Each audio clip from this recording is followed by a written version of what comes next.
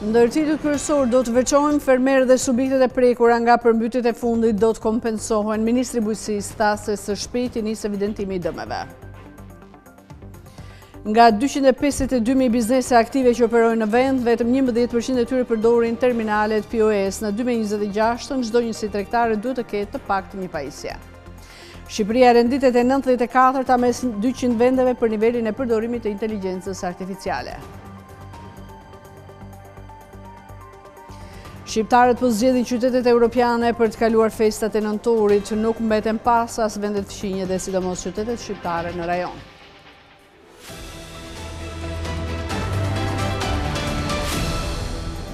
Ju përshëndes zonja dhe zotrit, do të jemi bashkë me lajmet. Të gjithë fermerët, blegtorët, si dhe subjektet e tjera të prekura nga përmbytjet e ditëve të fundit, do të kompensohen për dëmet që kanë pësuar. Ministri i Bujqësisë tha se së shpejti do të nisë edhe procesi evidentimit të pasojave të përmbytjeve në të gjithë rajonet e prekura.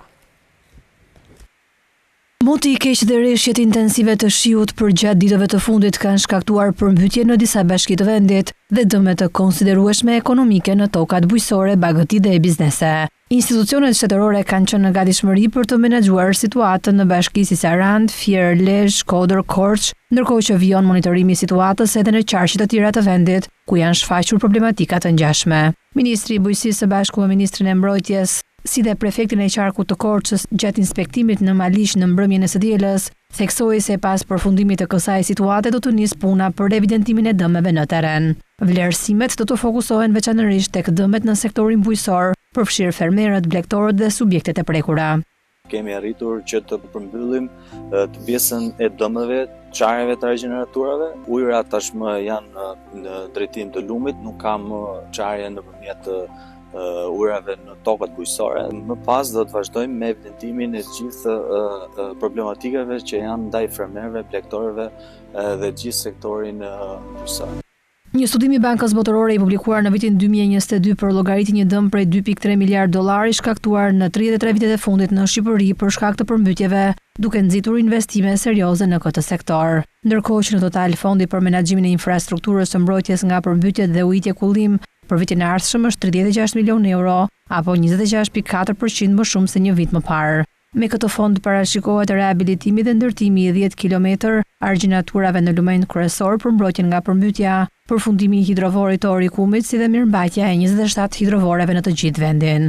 Nga ana tjetër financohet përmirësimi i kullimit në mbi 60.000 hektar tokë bujqësore. Progres rekomandimet e fundit të Këshillit të Investimeve vendosin theksin tek siguria juridike e pronës dhe vonesat në krimin e kadastrës. Referuar raportit, këto janë pengesat kryesore që frenojnë edhe investimet në vendin tonë.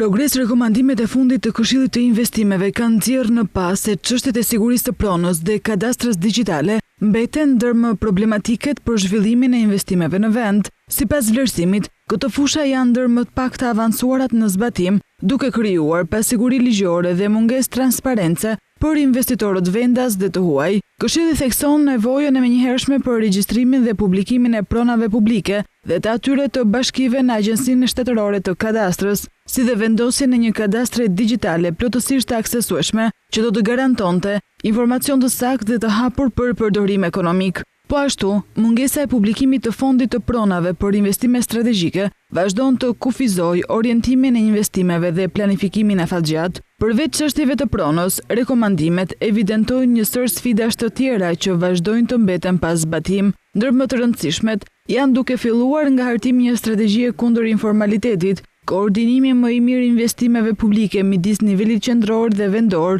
si dhe fuqizimi i shoqatave të biznesit për të rritur rolin e tyre në advokim dhe konsultime publike. Gjithashtu, Këshilli vë theksin te nevoja për një kulturë të re në menaxhimin e burimeve njerëzore, ku kapitali njerëzor të trajtohet si aset zhvillimi, si dhe te investimet në teknologji, automatizimi dhe rikualifikimi profesional.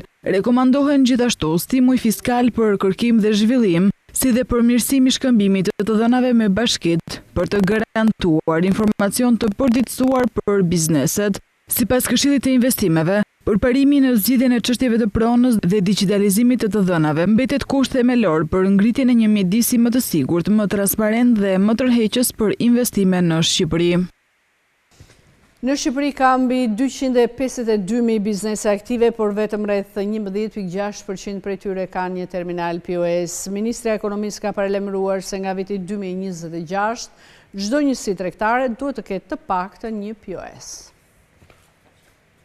Shumë biznese, por pak terminale POS. Në një kohë kur bota po shkon drejt realizimit të më shumë pakesave me kartë dhe reduktimit të paras kesh, raporti ndërmjet numrit të njësive tregtare në Shqipëri dhe POS-eve që përdoren për blerjet me kartë është shumë i vogël. Ministri i Ekonomisë dhe Inovacionit Delina Ibrahimaj u shpreh së fundmi se çdo njësi tregtare duhet të pajiset me të paktën një terminal POS në 2026. Sipas të dhënave nga Qendra Kombëtare e Biznesit, deri në mars 2025, numri bizneseve të regjistruara në Shqipëri arriti mbi 252.000. Padyshim që jo të gjithë bizneseve i nevojitet një terminal POS, por duke marrë parasysh faktin që sektori me më shumë biznese është ai i tregtisë me shumicë pakicë dhe riparimit të automjeteve, motorcikletave, me 93.827 subjekte, ose 37.2% të totalit, apo akomodimi dhe shërbimi ushqimor me 17.3%, ndikimi do të jetë i konsiderueshëm. Një vendim i tillë që e bën të detyrueshëm zotërimin e një mjeti elektronik pagese do të prekte një numër të madh të njësive tregtare. Statistikat e Bankës së Shqipërisë tregojnë se 1292 terminale të rinj POS u instaluan në 3 mujorin e tretë të këtij viti, duke e quar numrin total të tyre mbi 29.000. Kështu, raporti me numrin e bizneseve të regjistruara është shumë i vogël. Nga një përllogaritje e parafort rezulton që vetëm rreth 11.6% e bizneseve aktive në Shqipëri ka një terminal POS, pa marrë parasysh këtu faktin që një supermarket, për shembull, mund të ketë më shumë se 2 terminale POS, ose që disa biznese nuk kanë nevojë për pajisje të tillë. Ndërkohë, nuk ka të dhëna sa është numri i POS-eve pasiv. Pra një biznes mund të ketë terminal por nuk e përdor, ose vendos një limit të lartë prej 1.500 lekësh, ose 300 lekësh për ta përdorur klienti, për shkak se komisionet që mban banka nga përdorimi i kësaj pajisje janë të larta. Ndaj vendosja e këtij detyrimi mendohet të shoqërohet me masa të tjera lehtësuese nga Ministria e Financave, lidhur me blerjen dhe përdorimin e një terminali të tillë që mund të jetë ulje e komisioneve që aktualisht variojnë nga 2% deri në 3%. Një vendim i tillë merret me qëllim reduktimin e paras kesh në ekonomi dhe si rrjedhoi uljen e informalitetit. Mbi 1.36 milion orë megawatt energji elektrike u tregtua në bursën shqiptare të energjisë elektrike gjatë 9 mujorit të këtij viti, ndërsa vlera e transaksioneve përllogaritet në gati 159 milion euro. Sipas të dhënave përpunuar nga televizioni Skan, në 9 mujorin e këtij viti janë tregtuar gati 245.000 megawatt orë energji, më shumë se njëjta periudhë e vitit kaluar. Mbi 1.36 milion megavatorë energji u tregtua në bursën shqiptare të energjisë elektrike gjatë 9 mujorit të këtij viti, teksa vlera e transaksioneve përllogaritet në gati 159 milion euro. Sipas të dhënave të tregut të ditës në avans të raportuara nga Alpex, çmimi mesatar u regjistrua në rreth 118 euro për megavator, një çmim gati 18% më i lartë se 9 mujori i vitit të kaluar. Po ashtu të dhënat tregojnë se ka një rritje të volumit të energjisë të tregtuar në bursë në raport në periudhën janar-shtator 2024. Sipas të dhënave të përpunuara nga televizioni Skan, në 9 mujorin e këtij viti janë tregtuar gati 245.000 megavatorë energji më shumë se e njëjta periudhë e vitit të kaluar. Ndërkaq Alpex ka raportuar dhe shifrat e tregut të ankandeve brenda së njëjtës ditë, që nisën të zhvillohen në dhjetor të vitit të kaluar.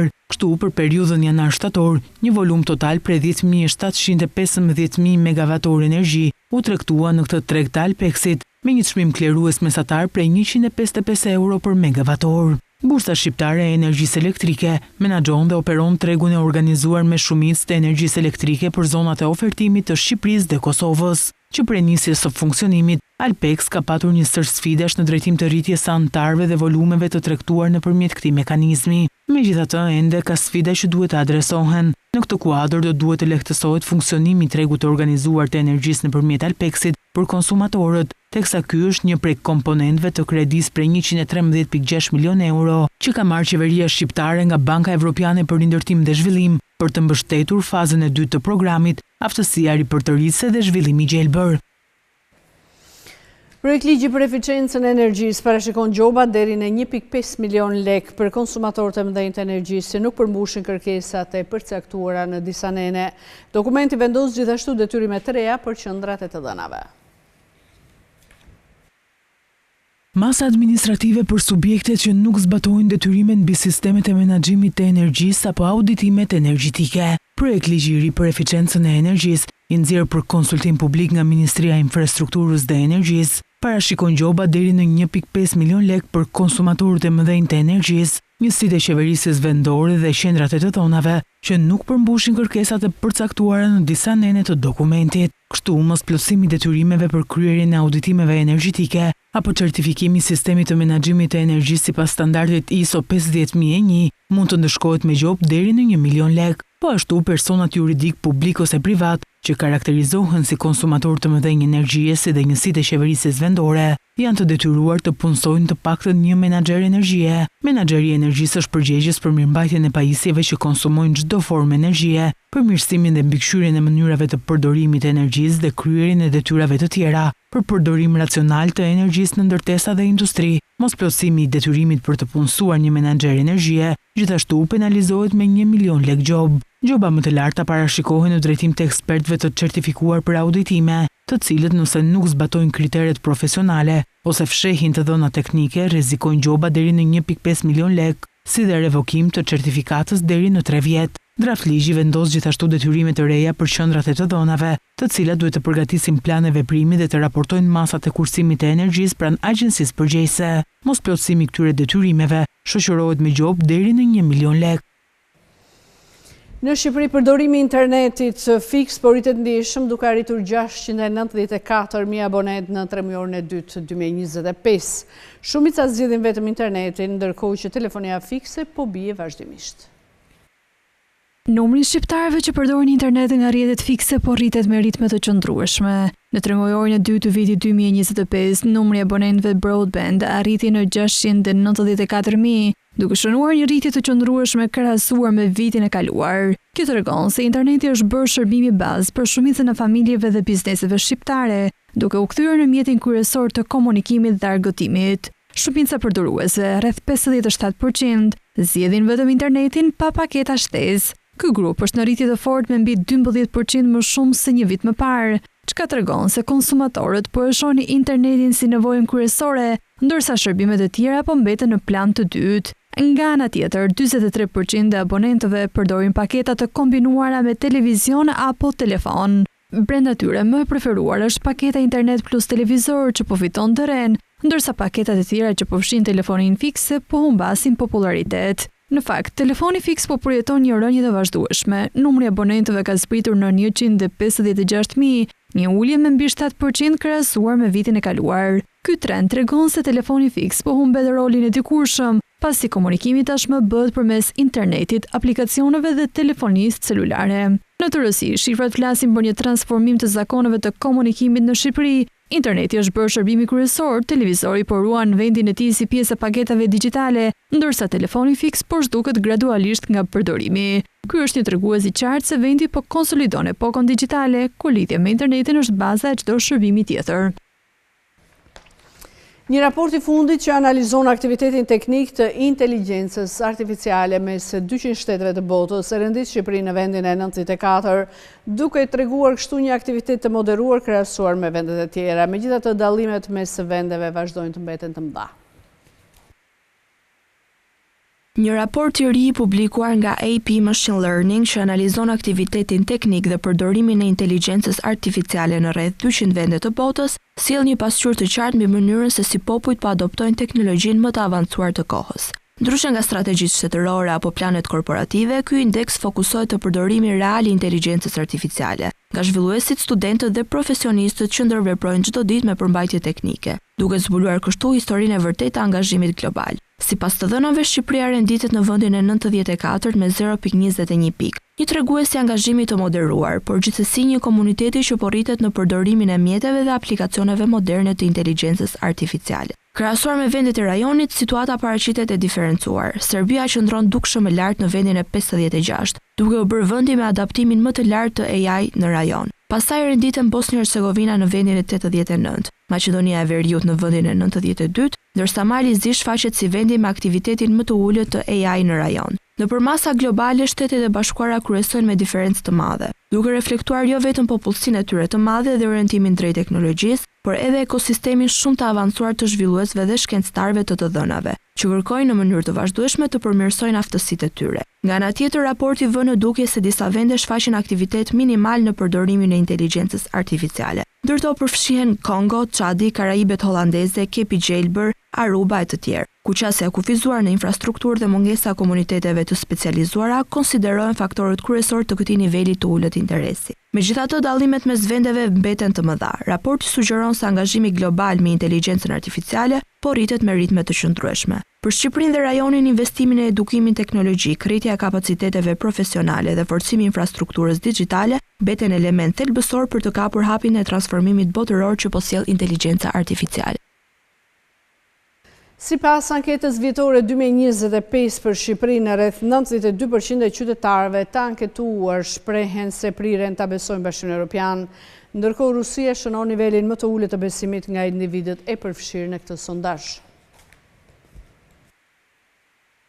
Shqiptarët vazhdojnë të mbajnë qëndrime dukshëm pro-europiane. Sipas anketës vjetore 2025 për Shqipërinë, rreth 92% e qytetarëve të anketuar shprehin se priren ta besojnë BE-n, duke rënditur atë bindshëm në krye të listës së institucioneve dhe shteteve të analizuara. Ky nivel besimi është më i lartë mes të gjithë aktorëve ndërkombëtar të përfshirë në sondazh. Të dhënat tregojnë se pas BE-s niveli më i lartë i besimit i takon NATO-s me 89% dhe Shteteve të Bashkuara të Amerikës me 88%. Këto përqindje konfirmojnë përputhshmëri të qëndrueshme të opinionit shqiptar me partnerët perëndimor, si në fushën e sigurisë ashtu dhe në ato politike. Kombet e Bashkuara, Mbretëria e Bashkuar dhe Turqia gëzojnë nivele të ndryshme besimi, por në asnjë rast nuk afrohen në shifra rekord që arrin BE-ja. Po ashtu një besim të lartë kanë shqiptarët tek Banka Botërore dhe Fondi Monetar Ndërkombëtar. Në një panoramë ku orientimi perëndimor i shqiptarëve është i padiskutueshëm, 3 aktorë lindor si Rusia, Kina dhe Emiratet e Bashkuara Arabe marrin rezultate tepër të ndryshme në besimin e publikut. Edhe pse Kina është partner i rëndësishëm i tregtisë shqiptare, duket se më shumë se gjysma e shqiptarëve priren të mos i besojnë këtij shteti.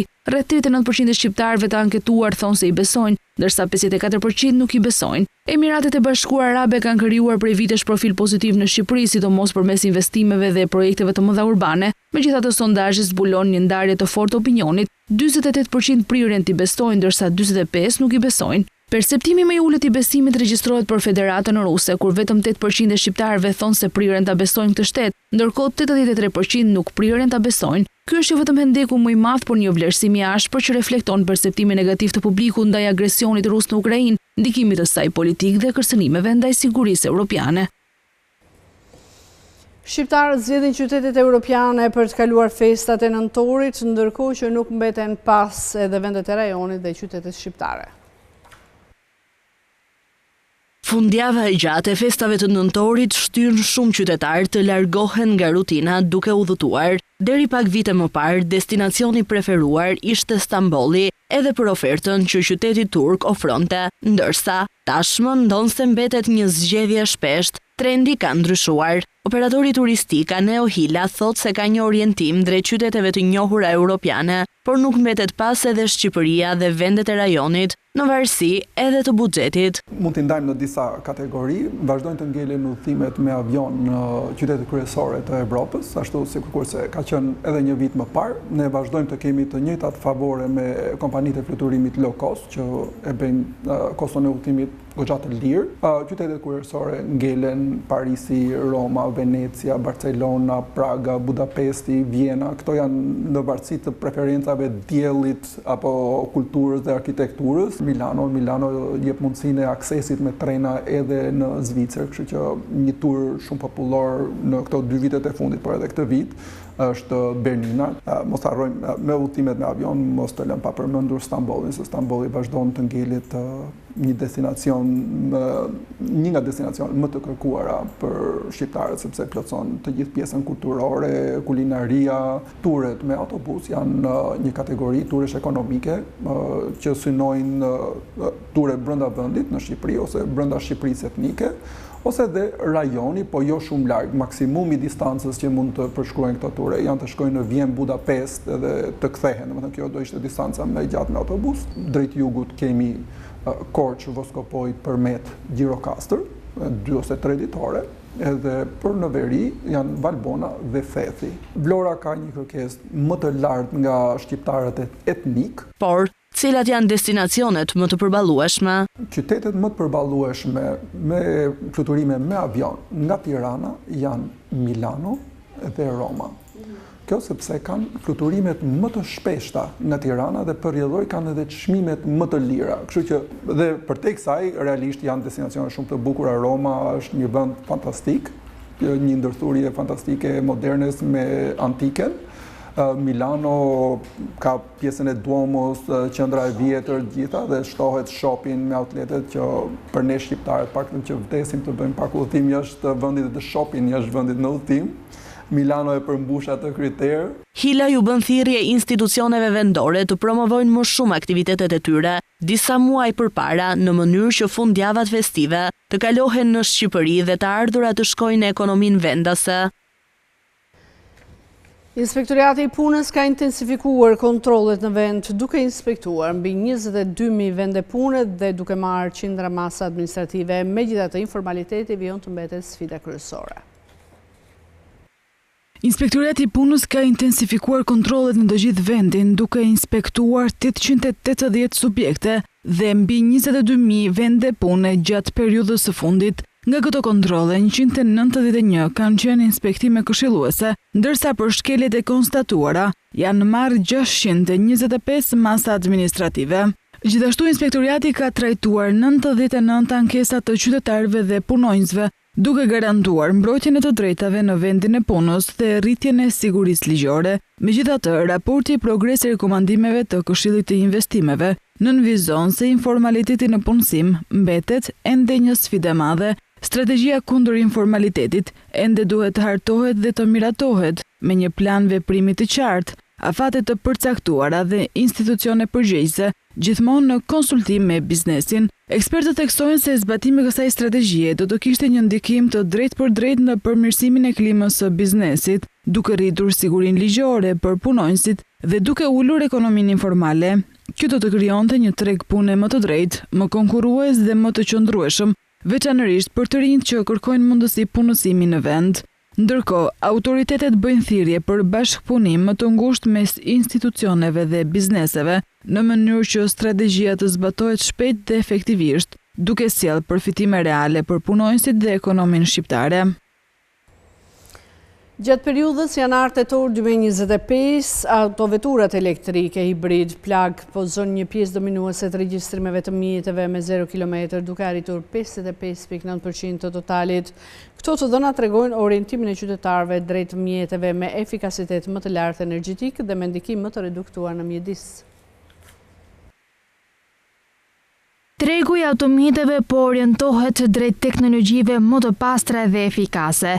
Drejtoria e përgjithshme e shërbimeve të transportit rrugor bën me dije se gjatë periudhës janar-tetor 2025, autoveturat electric hybrid plug-in pozon një pjesë dominuese të regjistrimeve të mjeteve me 0 km, duke arritur në 55.9% të totalit. Krahasuar me të njëjtën periudhë të vitit 2024, kjo kategori ka shënuar një rritje të ndjeshme prej 30.9%, duke reflektuar interesin gjithnjë më të lartë të qytetarëve për automjete që kombinojnë performancën me mbrojtjen e mjedisit. Këto të dhëna tregojnë orientimin e qytetarëve drejt mjeteve me efikasitet më të lartë energjetik dhe me ndikim më të reduktuar në mjedis. Automjetet plug-in hybrid përfaqësojnë një zgjidhje tranzitore të rëndësishme mes motoreve tradicionale dhe atyre plotësisht elektrik, duke ofruar mundësi funksionimi si me energji elektrike, ashtu edhe me karburant në varësi të nevojave të përdorimit. Drejtoria e përgjithshme e shërbimeve të transportit rrugor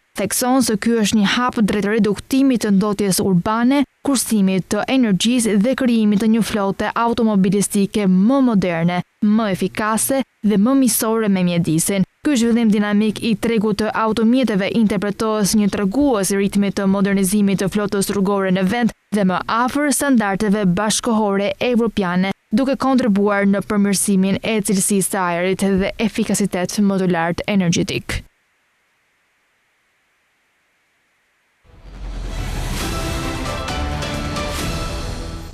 Qeveria e Kroacisë ka vendosur të kufizojë çmimet e 30 produkteve bazë për të lehtësuar presionin inflacionist mbi qytetarët. Pavarësisht rënies së inflacionit, çmimet e mallrave dhe shërbimeve mbeten më të larta se vitet e mëparshme.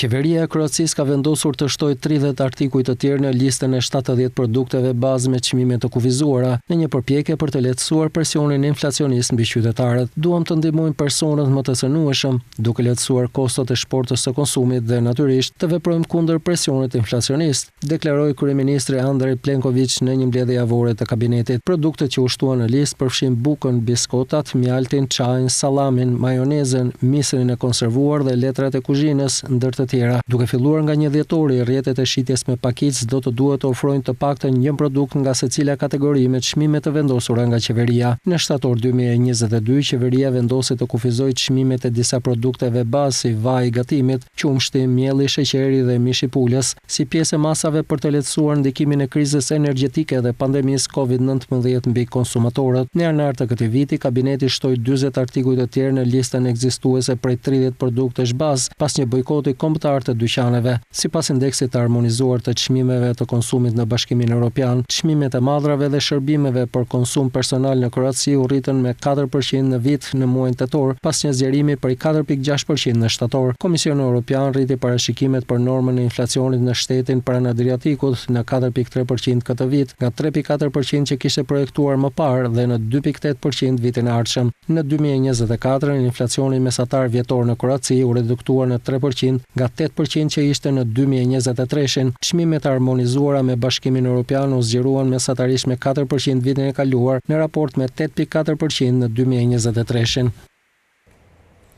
Borxhi i Malit të Zi pritet të rritet ndjeshëm gjatë vitit të ardhshëm duke arritur në 5.88 miliardë euro. Më shumë se gjysma e borxhit vjen nga obligacionet e huaja dhe vendase, si dhe nga kredite marra për projektet e mëdha infrastrukturore.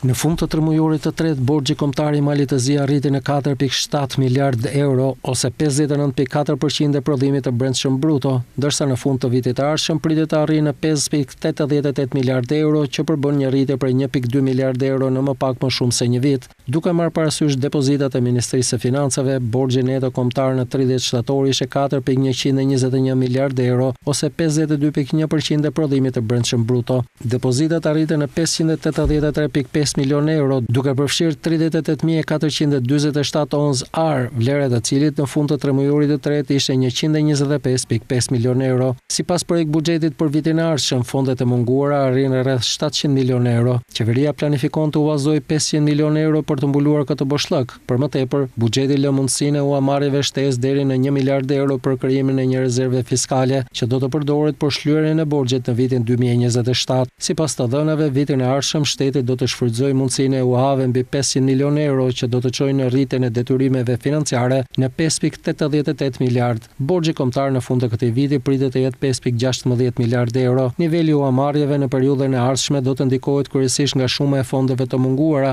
e përcaktuar në kornizën fiskale 2025-2028, që tregon se shteti do të marrë UAV vetëm për nevojat e shlyerjes së borxhit dhe financimit të buxhetit kapital. Në strukturën e borxheve që duhen shlyer në vitet në vijim, pjesën më të madhe e zën detyrimet e bazuara në obligacionet të huaja dhe vendase, shlyerjet e kredive nga Banka Kineze Eksim për ndërtimin e seksionit të parë të autostradës Bar-Boljara, marrëveshje tregtare të mbështetura nga garancitë e Bankës Botërore dhe një kredi nga Deutsche Bank.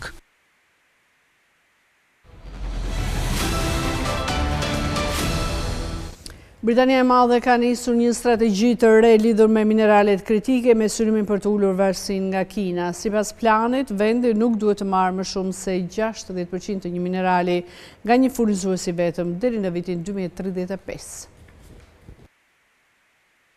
Britania e Madhe ka nisur një strategji të re kombëtare për mineralet kritike dhe elementet e rrallë, me synimin për të ulur varësinë nga Kina. Pekini kontrollon furnizimet globale të shumë materialeve thelbësore, duke përfshirë magnetet që përdoren nga pajisjet shtëpiake deri te makinat. Kryeministri Keir Starmer tha se vendi ka qenë për shumë kohë i varur nga disa furnizues të huaj, duke ekspozuar ekonominë dhe sigurinë kombëtare ndaj goditjeve globale. Iniciativa shoqërohet me një fond prej 50 milion pound për të rritur prodhimin nga minerat e tungstenit dhe litiumit në Cornwall, ku ndodhen depozitat më të mëdha të litiumit në Europë. Strategjia vjen pas tensioneve tregtare midis Kinës dhe Bashkimit Evropian mbi furnizimet me çipe të industrisë automobileve, duke treguar se Pekini është i gatshëm të përdorë materialet kritike për presion politik. Mbretëria e Bashkuar dhe Shtetet e Bashkuara të Amerikës po përpiqen të ulin varësinë nga Pekini për prodhimi dhe përpunimi i mineraleve të rralla kërkon shumë vite dhe investime të mëdha. Edhe pse litiumi gjendet gjerësisht në Europë, ai duhet përpunuar në hidroksid litiumi për të përdorur në bateritë e makinave elektrike,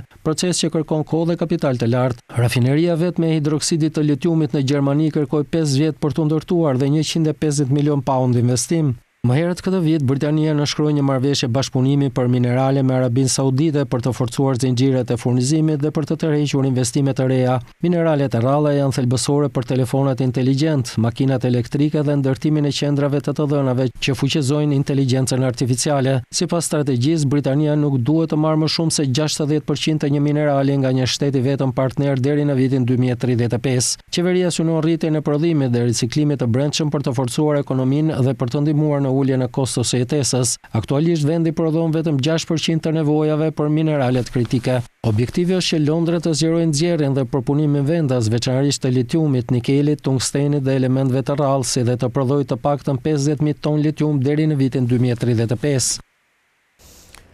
Progresi i riciklimit në Bashkimin Evropian ka qenë shumë i ngadalt gjatë 10 viteve të fundit me normën mesatare që u rrit me vetëm 1%. Sipas ekspertëve, riciklimi është thelbësor për të reduktuar varësinë e bllokut nga Kina për materiale kritike. Progresi në riciklimin e materialeve në Bashkimin Evropian nuk ka qenë i jashtëzakonshëm gjatë dekadës së fundit. Midis viteve 2015 dhe 2024, norma e riciklimit në Bashkimin Evropian u rrit vetëm me 1% nga 11.2% në 12.2% sipas të dhënave më të fundit të Eurostat. Kur bëhet fjalë për shmanken e nxjerrjes së materialeve të reja dhe ripërdorimin e materialeve ekzistuese, një vend dallohet mbi të tjerët. Hollanda me një normë prej pothuajse 33%. Belgjika fshin renditet në vendin e dytë me 22.7% e ndjekur nga Italia me gati 22%. Në fund të tabelës, me normën më të ulët të riciklimit, ndodhet Rumania me vetëm 1.3% e ndjekur nga Finlanda dhe Irlanda të dyja me 2%. Plani i Bashkimit Evropian për ekonominë qarkulluese ka vendosur një objektiv për 23.2% për riciklimin e materialeve deri në vitin 2030. Qarkullimi është pjesë thelbësore një transformimi më të gjerë të industrisë drejt neutralitetit ndaj klimës dhe konkurrueshmërisë afatgjatë. Ai mund të sjellë kursime të konsiderueshme me materiale gjatë gjithë zinxhirit të vlerës dhe proceseve të prodhimit, të gjenerojë vlerështesë dhe të hap mundësi ekonomike, deklaruan autoritetet. Megjithatë, ky qëllim duket i vështirë për të arritur, duke pasur parasysh ritmin e ngadaltë të rritjes gjatë 10 viteve të fundit. Edhe pse riciklojmë më shumë tonë në numra absolut, prodhimi rritet më shpejt, kështu që përqindja e rezultatit nuk duket shumë pozitive, duke rezultuar vetëm 1% në një dekadë, sqarojnë ekspertët e sektorit. Sipas tyre, riciklimi do të jetë thelbësor për uljen e varësisë së bllokut nga importet e materialeve kritike nga Kina.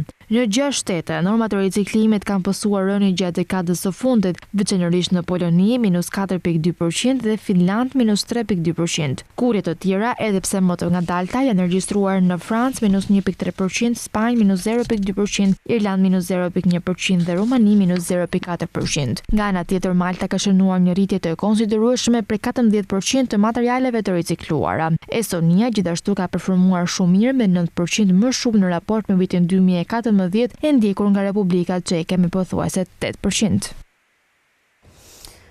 Presidenti Amerikan Donald Trump po përballet me pakënaqësi të madhe publike pasi çmimet e produkteve mbeten të larta për konsumatorët, pavarësisht të rënies së inflacionit. Amerikanët ndihen të rënduar nga kostot e larta të jetesës.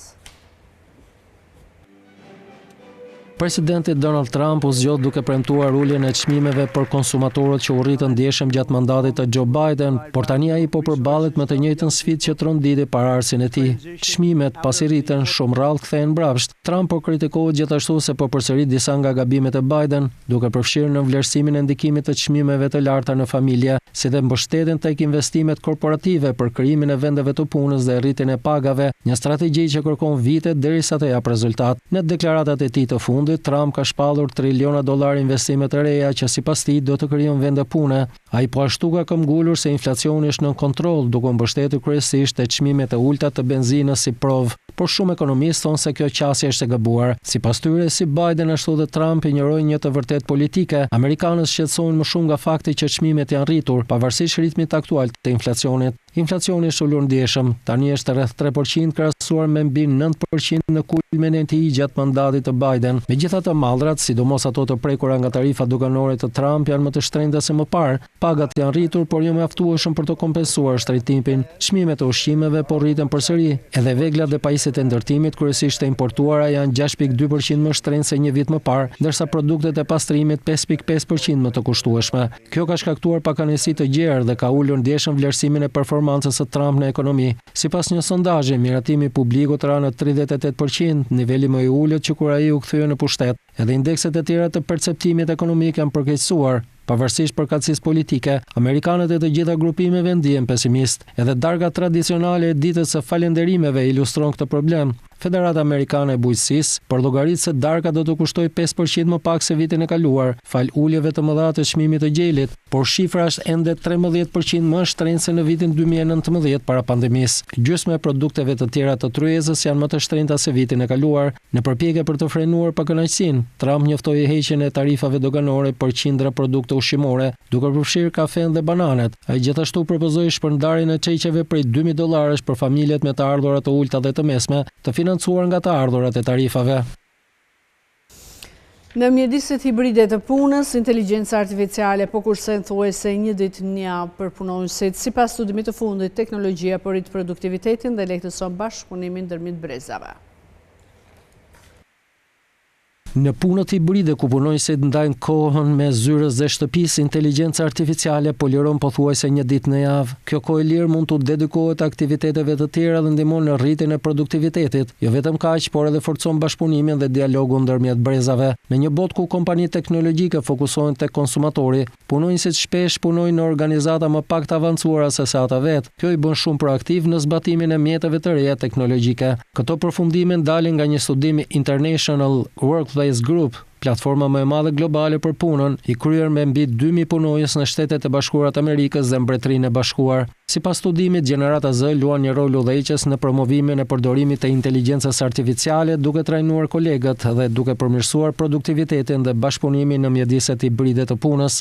Ndikimin pozitiv të inteligjencës artificiale në bashkëpunimin e përmend 69% e punonjësve që punojnë pjesërisht në distancë dhe pjesërisht në zyrë. Ata thonë se teknologjia po e bën më të lehtë punën në ekip me zyrave të ndryshme, duke përmendur si përfitime përgatitjen më të mirë të takimeve dhe qasjen më të mirë në informacionet e përbashkëta. Duke marrë parasysh se 80% e punonjësve kanë provuar mjetet e inteligjencës artificiale, sot një pjesë pothuajse e barabartë janë në gjendje të llogarisin sa kohë kanë kursyer faltyre, mesatarisht rreth 55 minuta në ditë, që korespondojnë me një ditë të tërë pune shtesë në javë. Ekspertët thonë se përparimet teknologjike, veçanërisht në fushën e inteligjencës artificiale, po rrisin produktivitetin, po hapin mundësi të reja karriere dhe po lidhin gjenerata të ndryshme aftësish. Sipas tyre, produktiviteti i shtuar i mundësuar nga inteligjenca artificiale po ndihmon në krijimin e ekipeve më të lidhura dhe më të shkathta, të gatshme për të ardhmen e punës. Punonjësit po e shfrytëzojnë kohën e liruar për aktivitete si puna kreative ose strategjike, mësime dhe zhvillimi profesional apo bashkëpunimi fizik. Rreth 86% e tyre thonë se inteligjenca artificiale i ka ndihmuar të përfundojnë detyrat e caktuara më shpejt, ndërsa 76% deklarojnë se teknologjia po përshpejton rritjen e tyre profesionale, një shifër që arrin 87% mes punonjësve të gjeneratës Z.